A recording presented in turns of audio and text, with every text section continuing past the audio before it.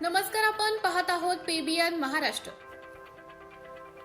महाराष्ट्र राज्याचे उपमुख्यमंत्री अजितदादा पवार यांच्या विमानाला बारामती विमानतळावर लँडिंग दरम्यान भीषण अपघात झाला असून या दुर्घटनेत अजित पवार यांच्यासह त्यांच्यासोबत असलेल्या अन्य 5 जणांचा मृत्यू झाला आहे. या घटनेमुळे पवार कुटुंबियांसह संपूर्ण महाराष्ट्रावर शोककळा पसरली आहे.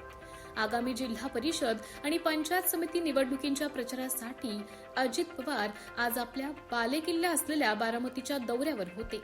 आज दिवसभरात त्यांच्या 4 भव्य सभांचं आयोजन करण्यात आले होते. या नियोजित दौऱ्यासाठी ते सकाळी विमानाने बारामतीला पोहोचले. मात्र विमानतळावर उतरत असताना लँडिंग दरम्यान हा भीषण अपघात झाला. विमान धावपट्टीवर उतरत असतानाच ही दुर्घटना घडली. विमान कोसळताच त्याने पेट घेतल्याने ते संपूर्ण जळून खाक झाले.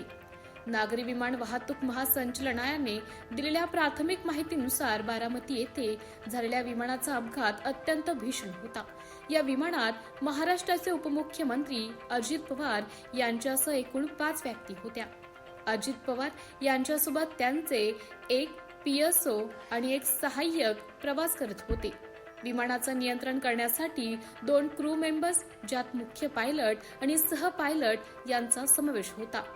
डीजीसीएने दिलेल्या प्राथमिक माहितीनुसार या भीषण क्रॅश लँडिंगमध्ये विमानातील कोणीही वाचू शकलेले नाही.